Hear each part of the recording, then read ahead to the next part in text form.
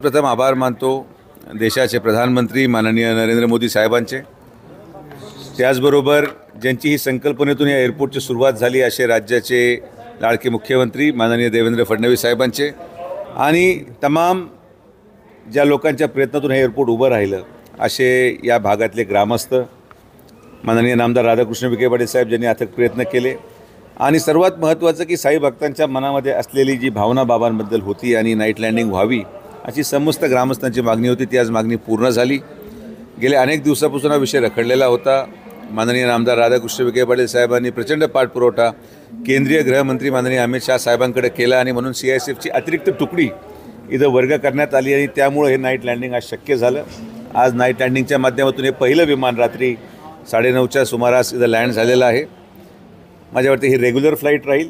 दिल्लीची एक trial flight 11:30 वाजेची आहे, ती आता थोडंसं टेक्निकल स्नॅगमुळे थांबली, तर दिल्लीची नाईट लँडिंग पण आता लवकरात लवकर सुरू होईल आणि असं वाटतं की येणाऱ्या कालावधीमध्ये जवळपास 5 ते 10 विमानं रात्री येतील आणि एक शिर्डीच्या अर्थव्यवस्थेला मोठ्या प्रमाणात आधार मिळण्याचं काम या नाईट लँडिंगमुळे होईल, याचा मला विशेष आनंद वाटतो। आज कोणतं विमान आलेलं आहे आणि किती प्रवासी आलेले आहेत? आज इंडिगोचं ATR विमान आहे जे हैदराबादहून शिर्डीचं या ठिकाणी लँड झालं आहे। येताना जवळपास 60 पॅसेंजर झाले, जाताना 76 पॅसेंजर जाणार आहेत आणि हेच माझं जी मागणी होती की जर दर्शन व्यवस्थाही आता पहाटेची झाली तर नाईट लँडिंगमध्ये येणारे अनेक, कारण की बहुतांश मला असं वाटतं की विमानद्वारे येणारे लोक हे पेड पासवालेच असू शकतात, कारण की अर्थकारणात दृष्टिकोन जर पाहिलं तर हे लोक जे रात्री येतील त्यांना सकाळी पेड पासमध्ये सकाळी पहाटे दर्शन करतील आणि परत ते विमानाने जाऊ शकतात आणि म्हणून हा जो समतोल आहे, हे जे काही कोऑर्डिनेशन आहे हे संस्थान आणि एअरपोर्ट अथॉरिटीमध्ये करून द्यायची जबाबदारी आमची आहे आणि मला विश्वास आहे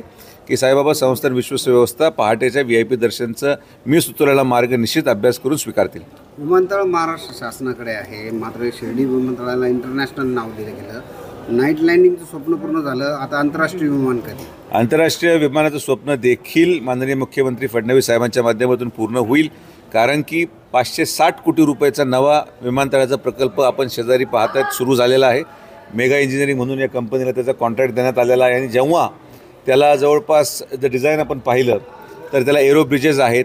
असं भव्य दिव्य एअरपोर्ट माझ्यामध्ये कुंभच्या अगोदर हे एअरपोर्ट आम्ही पूर्ण करण्याचा आमचा मानस आहे। माननीय मुख्यमंत्री महोदयांसमवेत मीटिंग सुरू केलेली आहे। मी तुम्हाला विश्वासाने सांगतो की ज्या पद्धतीने उत्तर प्रदेशमध्ये कुंभमेळा यशस्वी झाला, या कुंभमेळ्याचं केंद्रस्थान हे शिर्डी विमानतळ राहणार आहे आणि म्हणून जे इंटरनॅशनल दर्जाचं एअरपोर्ट आपण तयार करण्याचा मानस घेतलेला आहे तो कुंभच्या अगोदर 2027च्या पूर्वी हे एअरपोर्ट पूर्ण आम्ही करून दाखवणार।